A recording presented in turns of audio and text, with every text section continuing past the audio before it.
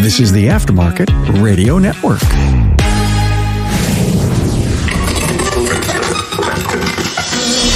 Hi, Carm Capriato here, the Aftermarket Podcast Guy, and welcome to the 645th episode of Remarkable Results Radio. Glad to have you here. Hey, don't forget, we also have episodes archived under Town Hall Academy, Aftermarket Weekly, Carmcast, and of course, For the Records. Over 1,000 episodes to consume. So head to my website, remarkableresults.biz, to find the key talking points for every one of them.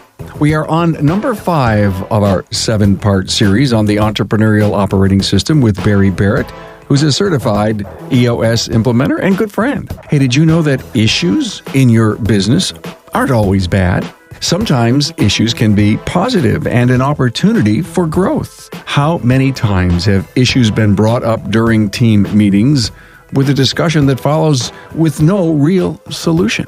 In this episode, Barry breaks down how to identify, discuss, and solve issues within your business with real-life examples. Hey, thanks to Napa for sponsoring this episode. Now, Napa Auto Care is so proud to partner with nearly 17,000 independent repair facilities. Now, with the goal to help members sell more needed repairs, it's no wonder Napa Auto Care is the largest banner program. And if you'd like to learn more, speak to your Napa representative today. You can find Barry's previous episodes on the EOS system on my website, remarkableresults.biz. Just search Barry Barrett or EOS to find them.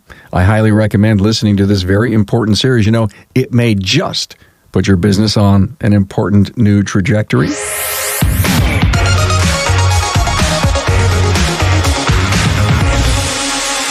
Hey, a warm welcome to my friend Barry Barrett. Wow, does the world know how many episodes we're doing about EOS? I hope so. It's at 7, right? Yeah, we're doing 7. We're now into part 5 called Issues. We've done part 1, which was the whole overview, and then we did vision in part 2. In part 3, we did people, and then data in part 4, and now we're in 5. We're talking about issues. Oh my God, issues. And that's where the cool stuff about the rocks and sand and pebble come in and stuff. So I'm excited to hear this because I think kind of, if you will, getting into the weeds. Getting into the details, yes. So help me understand what we have to worry about, and timelines and goals, and how we get our team to accept responsibilities for the issues that they have and that we have as a company. One of the things that we talk about issues is issues aren't good or bad. Issues are just issues. And there's also no big issues and small issues. There are merely issues. When we bring up issues, that's why we don't use the word problems. Because you and I were talking about, before we started here, we were talking about SWOT, strengths, weaknesses, opportunities, threats. Well, what's the issue with strengths? That's a question, Carm. What's the issue with strengths? Let me see. Off the top of my head, I think we have to continue to work on them. We have to build on them. How did our strengths happen? How do we make more of them? Yeah. So there's nothing negative about that, right? They're still issues. They're just positive issues. Like, how do we make it, if we've got a wheel that's spinning, how do we spin it faster? Like, that's an issue. That's an opportunity. And so people get this negative connotation around the word issues. And I'm like, issues are not negative. If you look it up in the Merriam-Webster, it is not positioned as a negative. It can be, but it's also a positive. But, frankly, Barry, so what are your issues? We almost seem to have that negative sound in our voice when we talk about issues. And thank you for changing that. It's a paradigm shift. Yeah, it was for me too, because now I don't ask people also what's wrong with them. I say, because nothing's wrong with them. I say, what's troubling you? That's a very different approach too, right? So if it is a quote negative, the one thing that I ask people is, what are there negative and positive emotions? And people have this misbelief that there are negative and positive emotions. They're just emotions. They are there to help you. Anger is not a negative emotion. It's merely an emotion. Anger tells you something needs to be fixed. It's there for your benefit. How you choose to respond or react to that is what makes it negative or positive. fear is negative or nor positive. If you fear what Ziegler called the false evidence appearing real, if I add another technician, I was talking to somebody the other day, if I add another technician, what if car count slows down? Well, we can market for that and get the car count up. If I'm standing on a 30-story building and, looking over, or let's use the Grand Canyon, a lot of people fall off the Grand Canyon. What they do is they ignore that fear and they get too daggone close to the edge. Because I've never heard of someone falling off the Grand Canyon when they're behind the rail. They just ignored the fear that was there. There's not a negative fear. Like, that's there for a reason. Issues are just issues, period. Now, the good news is the issues, there's only been about 27 issues that face any company in the world. I was telling you, I was working with a commercial landscaper yesterday. And then, tomorrow I'm going to work with a company that actually, those big mainframe computers, they keep them cool. So it can never be a point to where those mainframe computer rooms are ever without cooling, right? A backup to a backup to a backup, yes. Yeah, so those two companies, I'm telling you, like when we build our issues list, they have the same issues list. Automotive repairs, when I go in there, they have the same issues list. The $250 million company has the same issues list as the $250,000 company. The same 27 issues that come up over and over. And no, I don't have a list of the 27. I bet your communication's up at the top of the list. Communication is always at the top of the list, right? Everybody communicates, few connect. That's a John Maxwell book that's really good about communication with individuals, small groups, and audiences, like large audiences. So you have to connect with those three different audiences in different ways. They're similar, not the same. So you have to communicate your message, and that's what EOS we call it cascading messages. Who needs to know? When do they need to know? And how? Right? How are we going to deliver it? So that's an issue, is communication. So I'm an owner of a shop, Barry, and we have issues, good or bad. There are things that we know that we need to do. How do we as a collective team get assignments, and how do we together improve our company based on the things we know we need to do? So when you're going into issues, there's two types of issues lists. There's a long-term and a short-term. The VTO, the Vision Traction Organizer with the 8 questions, and we've covered that before. It's in the vision component. That issues list is for your long-term issues. That list is for issues that cannot be solved in 7 to 14 days. They're too big. They're future. You're talking about the SWOT analysis. Those usually will go on a long-term issues list. Because when you do a SWOT analysis, they're so big, usually, that they cannot be solved right now. So we put them over there, we document them so we can capture them, so they're always a place where we can access them. There's a short-term issues list, which is we call it the L10 meeting, the level 10 meeting. It's a 90-minute meeting every week. We'll discuss this in the traction component every week. And that is for the short-term issues that can be solved in 7 to 14 days. And so we document them on 2 different things. We need to know if they're long-term or short-term. Now, sometimes we're not sure. They show up on the short-term, the L10, and then we decide in there when we identify, discuss, and solve the IDS, because there's 2 keys, there's 2 tools and discipline in each one of the key components. This one is, in the issues component, is an issues list. And then IDS, which stands for identify, discuss, and solve. The problem with most people when they IDS is they discuss the heck out of things. They never really identify the real issue. They usually are identifying the symptom of the real issue. So then they discuss the heck out of it. If they even created to do, they don't solve the right issue because they have not properly identified the issue. Isn't it important to ask the why question then? Why does this issue exist, and what happened that brought it to us? We ask what is the root of the issue. And then rarely is the stated issue the real issue. So we have to dive deep. There's a tool called the issue solving track in your leadership manual. If you're working with someone like me, you'll get one. And the rules of the game are in that. We are just dogmatic about discovering the issue. What is the real issue? And we don't move forward until we have identified and agreed on what we all believe is the issue, the issue that is the real issue. Most people, I think about my wife, she's a nurse practitioner, and someone will come in with a fever, a baby. She's a pediatric nurse practitioner. A baby will come in with a fever. Well, the fever is a symptom. You'll give medicine that will drop the fever, right? So that we can actually solve the real issue, reduce inflammation or whatever it is. Like the medicine will do that. If you just keep giving medicine, it's not going to get better.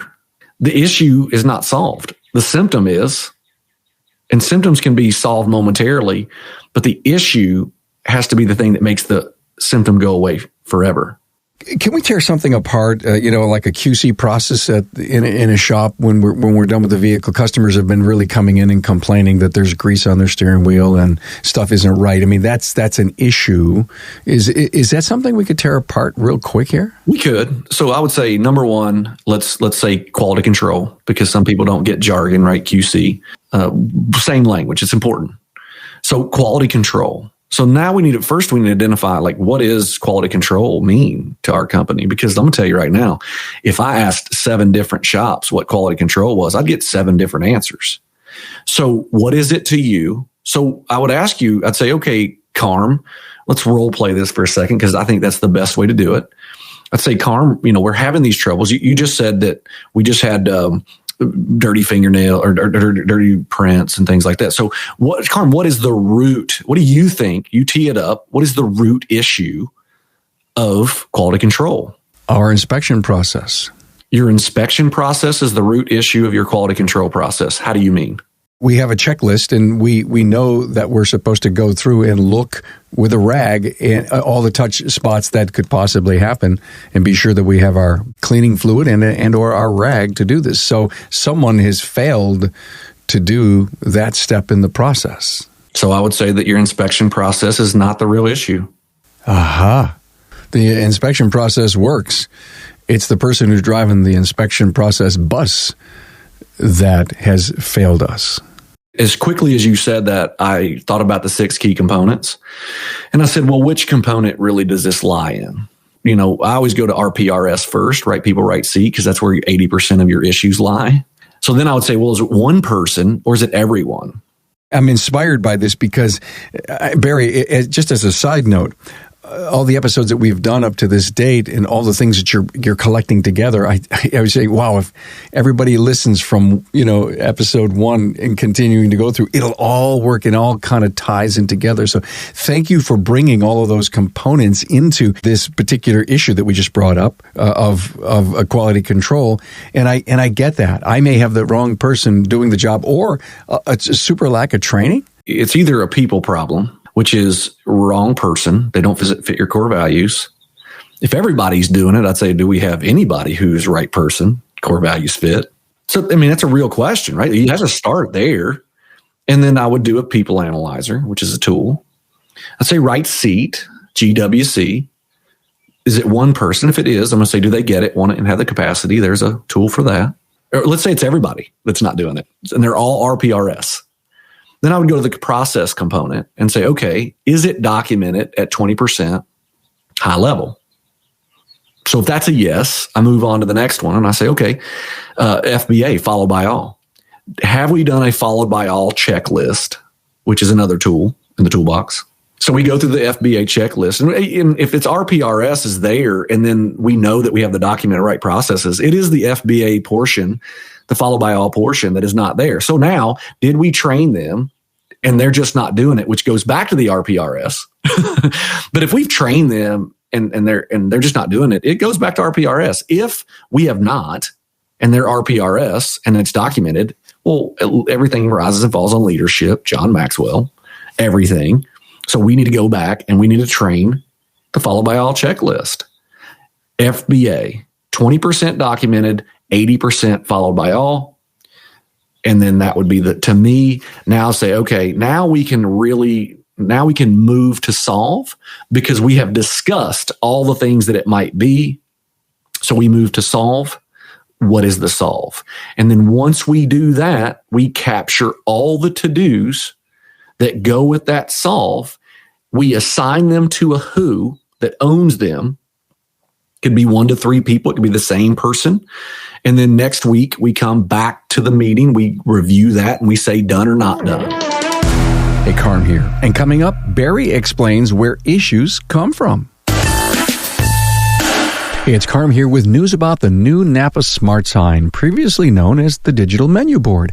I like to think of it like a silent salesman on a TV near your service desk. It's an easy way for you to increase customer awareness of your current promotions and educate them about needed repairs and service. In other words, having a Napa Smart Sign will supercharge your sales. Napa Auto Care tests have shown 1 out of 5 consumers ask for a repair or service they've seen on the board. And targeted promotions resulted in double-digit increases. One auto care shop owner said, "I've received amazing feedback. Customers are actually asking for additional services they see on the screen."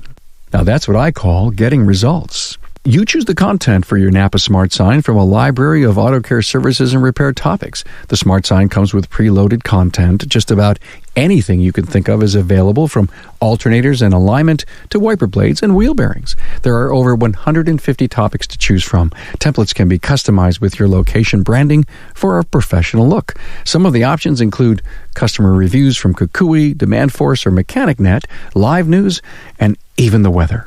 Whatever content you choose, it's preloaded for you. Just as important, it's easy to change your services, prices, and video content anytime you'd like. Plus, the latest Napa national promotions are downloaded to you automatically. Of course, having a Napa Smart Sign gives your auto care center a professional, state-of-the-art look and feel that tells customers, "I'm on top of my game." Now, that builds trust, which means recommendations are accepted more readily and customers spend more. Find out more about what Napa Smart Sign can do for your business. Talk with your servicing Napa store owner to find out more about the Smart Sign and all the other reasons to become part of the Napa Auto Care family, the largest network of independent repair shops in the country. When I read a few of the EOS books, I was really super excited. You know, when I read Traction and What the Heck is EOS, and I can't remember the third one that I read, and I know there's more, but I was inspired by the fact that there was this, I can't quite explain how I feel, but every time I'm with you, I get deeper and deeper in knowledge, as there are components, there are fixes, there are processes, there are rules, there are charts, and you're not left alone if you decide to commit to EOS, because there's a solution for everything that may get in your way of running a great business. I just love that. And I was just recently inspired by what you just said. I so encourage everyone to invest in the books that I know we've got on our website, and all the ones that Barry continues to recommend. And so many shop owners that I'm getting to know are implementing EOS in their business. And it is really making a huge impact on them. The disciplines around it. Yeah, it's amazing. Like, and so now, like, I've got this knowledge of it. I can point you to the tool. I know all the tools. I've helped implement a lot of companies. I've got over 150 sessions under my belt at this point.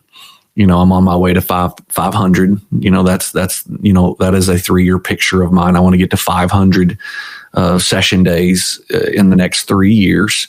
You know, that's part of the process, right? That's the vision, still the vision component, the 3-year picture. I've got a 1-year plan to do that. I've got my quarterly rocks in which to execute on the 1-year plan. I've got my long-term issues on the VTO. I get together with my leadership team once a week, every Monday at 6 a.m. from 6 to 7:30 every Monday. We IDS, and we do the same system that we teach, right? The cobbler has shoes. Yeah, very good. So we're discussing issues in our meetings, and we're using the components of EOS to, if you will, filter them down to solution mode. Right. So what I would tell you, and we'll talk about this, you know, issues may become rocks, but they may not. The secret I'll give you right now on rocks is usually rocks solve most of your issues. It seems backward, but when you understand it, you're like, aha. So we'll go back to the issues because I want to stay there, right? Because that's the process. So the issues component is made up of issues list, which we've discussed. There's 2. We document them. Let's talk about where the issues come from. Most of the time, the issues in a business come from the top down. The top person notices something of issue, usually what's wrong, and then they bring it up. When we're all the way through the process of EOS, we've created this cadence of bottom-up issues lists. So what happens is when we have a team that's high trust, there will be conflict. And then once there's conflict, there could be commitment. And once there's commitment, there will be accountability. And once there's accountability, there will be results. So what happens is when we start building the trust over the 2-year period of implementing EOS, slowly, go slow to go fast, less is more. We walk through the process of EOS so we understand what we don't know. You said it a while ago. I didn't realize that. Okay, well, that's the point. That's why we go slow. Because misunderstanding that seems like a small thing, but small things add up over time to big things.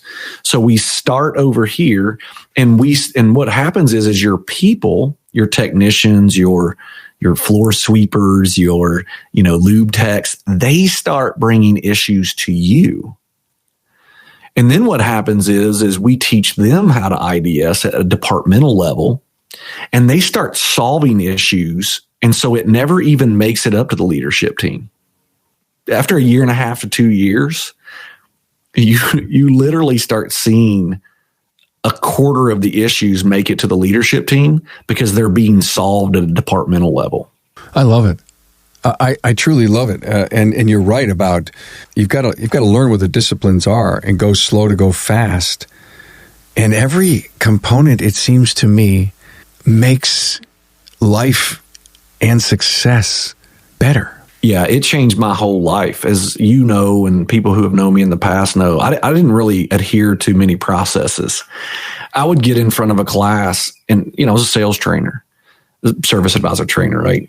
And so I would get in front of the class and I would just out of my head, just teach this process. I had a process, but I didn't have a process to teach the process very well. Just open and honest. I was swashbuckling, just figuring it out. I'd ask questions and I didn't realize it, but I'd learned it so deep that it was just ingrained in me. It still is. I can't not do it. But you were good and inspiring. Thank you. And effective. But now with EOS, I don't know if you know that I started by being an add-on to my business, and I realized it was so much better than what I had. It became my business. And so I said, I got to have a process. I went from a person who was fighting processes to someone who's fighting for processes. And so that's what EOS will do for you. It will change your entire life. I've never met anybody who did EOS that said it didn't change their entire life, period. And issue solving and having the discipline to solve issues will absolutely change you forever. The ability to identify the real issue is huge.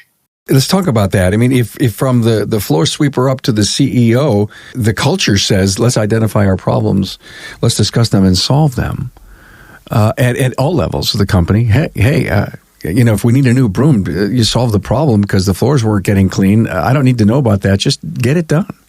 Right. So what's the root issue in most places where we need a new broom, but the guy sweeping the floor knows he needs a new broom? What's the real issue there? Usually. Let me guess. He just doesn't feel comfortable asking. He's a low man on the totem pole, right? And so he's probably new. He's been through other companies.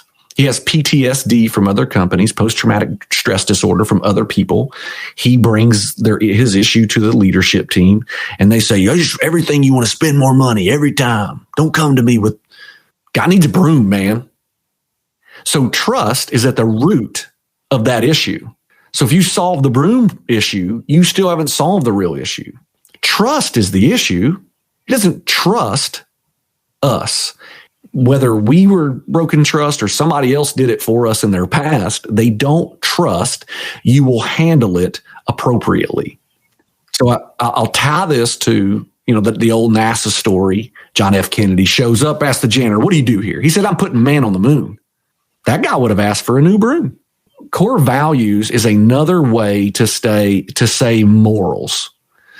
Our company morals are this. These are our core values. And the reason I call them morals is because it has to do with morale.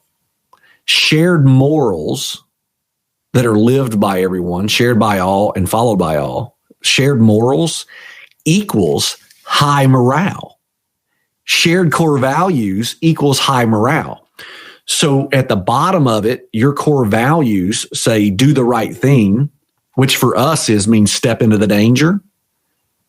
So if I see an issue in your company, do the right thing means I'm going to step into the danger, Carm, and you should see the fireworks in our session rooms because you know me, I'm going to step into the danger and you can fire me if you want. But that's not why I'm not going to step in the danger. If you fire me, here's what I know. We don't share the same core values. And I don't want to work with you because you're the type of person who can't or won't accept feedback. And I always tell people I've been fired from classier places than this. So my job is to do the right thing and step into the danger. Every single implementer knows that core value and what it means. So that, broom pusher should share that core values. And even though he may, it may be just step into the danger, do the right thing, my friend. So trust, the key component, as you said on the broom pusher, was that trust was the issue. I can't help but think how the CEO or the visionary of the business, Barry, has that core value right, but the people that work for him don't. So they're, if you will, getting in the way of it working. So there's stated core values and there's actual core values. And so I was working with a company yesterday and they came up with a core value. And everybody on the leadership team was getting a plus minus, like sometimes yes, sometimes no. And I said, look, you cannot have this core value because it's better not to have a core value than to have one that you don't exhibit. It will work against you. I can't help but think to take that broom pusher, if you will, a stereotype for, an entry-level person who says, hey, we're not getting the floor clean. We need a new broom. The bristles are only a half-inch big. Whatever. And the guy says, hey, you're absolutely right. No problem. So this person that has had PTSD from other companies that comes in and sees that, I can't imagine how that individual could blossom because they feel the trust. They would never blossom if they can't feel trust. That's why shared core values is so important. If you truly are a relationship builder, and you go try to work for this company, you're not going to make it. It doesn't make them bad or you good. Like that company, they get stuff done. I mean, they do $20, $30 million a year.